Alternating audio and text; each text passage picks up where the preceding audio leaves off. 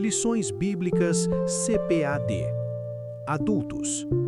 Quarto trimestre de 2025. Título: Espírito, Alma e Corpo. A restauração integral do ser humano para chegar à estatura completa de Cristo. Lição 12. O espírito humano e o Espírito de Deus. Data: 21 de dezembro de 2025. Introdução. Nesta lição, estudaremos alguns aspectos da obra do Espírito Santo no espírito humano. Trataremos do despertar da consciência, da fé, do ensino em toda a verdade, da intercessão, da edificação pelo orar em línguas e do fruto do Espírito. Veremos como o Espírito de Deus é imprescindível para uma vida espiritual autêntica e frutífera. A obra inicial do Espírito. 1. Consciência e fé. A ação do Espírito Santo começa em nossa consciência, despertando-a da culpa pelo pecado e apontando a necessidade de perdão. Jesus falou sobre essa obra de convencimento. E quando ele vier, convencerá o mundo do pecado, e da justiça e do juízo. João 16, 8. Ainda no espírito humano, o Espírito de Deus remove a incredulidade, produzindo fé mediante a palavra. Romanos 10, 17. Efésios 2, 8. O que também atinge as faculdades da alma. Romanos 10, 9, 10. Opera-se então a regeneração, o nascimento da água e do Espírito. João 3, 5. O Espírito que estava morto, separado de Deus, é vivificado, recebe uma nova vida vinda de Deus. Efésios 2, 1. Este novo homem, o homem espiritual, obtém uma mente renovada e passa a viver guiado pelo Espírito de Deus.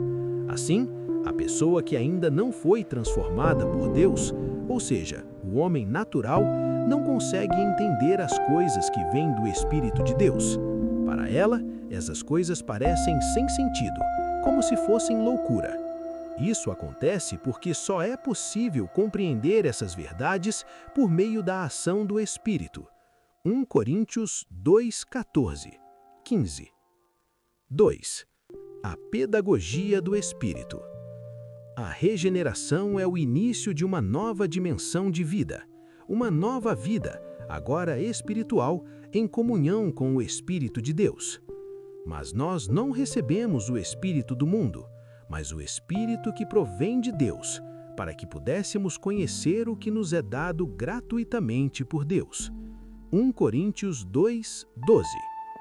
Paulo refere-se ao papel pedagógico do Espírito, que nos ensina as coisas espirituais, 2:13, como Jesus havia prometido. Mas aquele Consolador, o Espírito Santo, que o Pai enviará em meu nome, vos ensinará todas as coisas e vos fará lembrar de tudo quanto vos tenho dito. João 14, 26. Portanto, não podemos nos conformar com uma mente carnal, que pensa conforme os padrões deste mundo, cheio de vozes iníquas que querem nos influenciar, como filosofias, ideologias e novas teologias. Colossenses 2, 8. 3. A renovação da mente. Devemos viver em constante contato com o Espírito de Deus para que, com uma mente sempre renovada, desfrutemos da sabedoria divina, imprescindível para nosso viver diário. Romanos 12, 2. Para isso, é fundamental uma vida de consagração total, Romanos 1, 12, da qual fazem parte a oração e a leitura das Escrituras, disciplinas espirituais das quais tratamos na lição anterior. Tiago 1, 5, 6, Salmo 119, 105. Não há área de nossa vida acerca da qual o Espírito não tenha uma segura direção. Ele pode nos guiar em toda a verdade. João 16, 13. Ouçamos o Espírito. Voz e luz. Quando tiramos tempo para ouvir o Espírito, ele fala de muitas maneiras ao íntimo de nosso ser. Traz sabedoria e revelação. Efésios 1:17. Esclarece questões duvidosas. Atos 15:28. E gera entendimento e paz.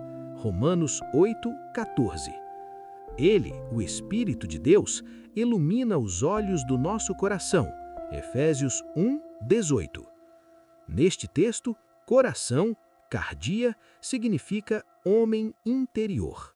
Portanto, a expressão de Paulo contempla o espírito humano que, entrelaçado com a alma e inseparável dela, são esses olhos, o centro da percepção espiritual, através dos quais recebemos iluminação do Espírito para compreendermos as verdades divinas, fundamentais para esta vida e para a vida eterna. Para que saibais qual seja a esperança da sua vocação e quais as riquezas da glória de sua herança nos santos. Efésios 1:18. Testemunho, intercessão e edificação. 1. O Espírito testifica ao Espírito. Romanos 8 é riquíssimo quanto ao tema da função do espírito humano na comunicação com Deus. Tratando da vida do cristão, a vida no Espírito, Paulo menciona a adoção espiritual, que é testificada pelo Espírito Santo ao espírito do crente regenerado. O próprio Espírito confirma ao nosso espírito que somos filhos de Deus. Romanos 8:16. Essa comunicação entre o Espírito de Deus e o espírito humano traz convicção e segurança em Cristo, o que somente pode ser compreendido por meio da fé. Por isso, Paulo orava pelos efésios para que Cristo habitasse, pela fé, em seus corações e pudessem compreender e conhecer o amor de Cristo, que excede todo o entendimento. Efésios 3:19. 2. O Espírito intercede. Ainda em Romanos 8, vemos Paulo tratando de outra ação do Espírito de Deus junto ao espírito humano, a intercessão em nosso favor. Versos 26-27. Essa ação permite que, muito além de nosso intelecto, haja uma profunda súplica diante do Pai, perfeitamente sintonizada com a intenção do Espírito que, segundo Deus, intercede pelos santos. Romanos 8, 2, 27. Isso nos lembra do ensino de Paulo aos Efésios sobre a amplitude da ação divina em nosso favor, que não se limita ao que pedimos ou pensamos, mas é conforme a presença do Espírito em nós. Efésios 3, 20. O Senhor sempre nos surpreende com o seu extraordinário agir. Uma das razões disso, certamente, é a ação do Espírito no processo de intercessão. Ele prescruta nosso interior para muito além de nossa compreensão, agindo em nosso espírito. Como Salomão escreveu, o espírito do ser humano é a lâmpada do Senhor, a qual examina o mais profundo de seu ser. Provérbios 20, 27. Edificação e fruto do Espírito. 1. O Espírito ora bem. A ação do Espírito de Deus na esfera do espírito humano é vista também na carta aos Coríntios, quando Paulo ensina sobre as línguas estranhas.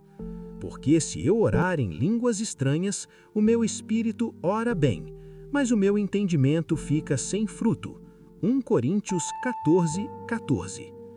As línguas estranhas são articuladas segundo o Espírito de Deus. 1 Coríntios 12, 7, 11.